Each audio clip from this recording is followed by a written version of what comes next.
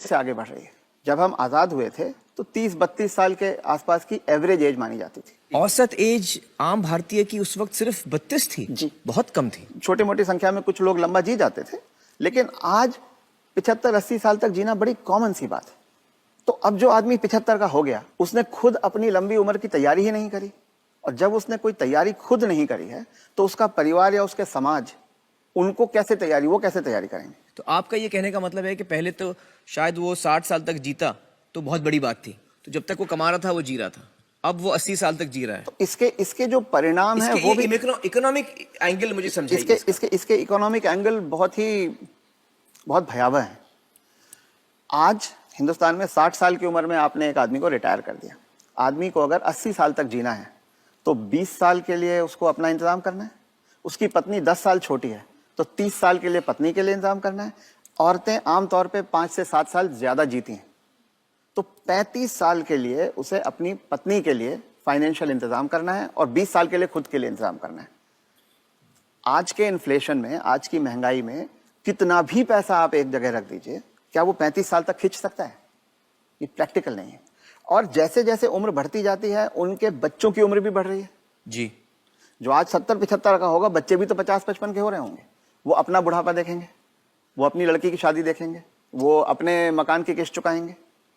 तो जो पीढ़ियों के बीच की जो दूरियां हैं वो बढ़ती जाती हैं। ये इकोनॉमिक वजह से बढ़ रही है। इकोनॉमिक वजह से बढ़ रही हैं।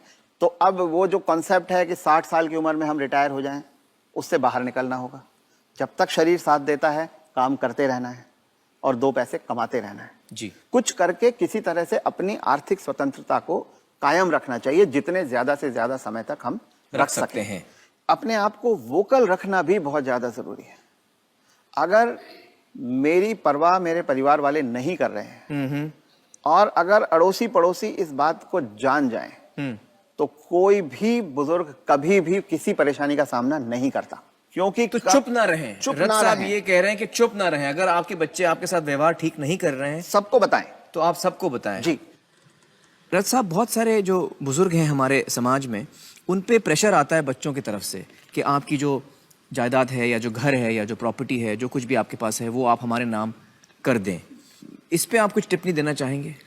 पहला ये कि किसी भी हालत में आपके पास जो भी धन संपदा है, जो भी आपके पास आर्थिक साधन है, वो जब तक आप और आपकी पत्नी जीवित हैं किसी और के हाथ नहीं जाना चाहिए। कितना भी प्यार करते किसी के नाम पे नहीं जाना चाहिए, किसी बच्चे, किसी बहू, किसी पोते, किसी के नाम पे ना जाए, कितना भी आप प्यार करते हो। क्योंकि जब तक अगली पीढ़ी को पिछली पीढ़ी का सामान कुछ मिलता नहीं है, तब तक वो उनकी इज्जत करते रहते हैं। वो हाथ पांव भी दबाएंगे, वो अस्पताल भी ले जाएंगे, वो दवा दारू भी करेंगे। और वो ही माँ बाप सबसे ज्यादा सफर करते हैं जो अपने प्यार के कारण उमड़ते चले जाते हैं।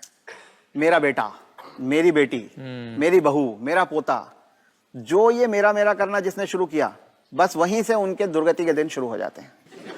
इसलिए सबको ये ध्यान रखना चाहिए कि कुछ भी हो जाए, कोई प्रलोभन आए, कोई इमोशनल ब्लैकमेल हो, कुछ हो, उन्हें अपने पास अपनी चीज को रखना चाहिए। अपने बच्चों से शेयर करें तो अपनी मन की खुशी को शेयर करें, अपने पैसे को शेयर ना करें।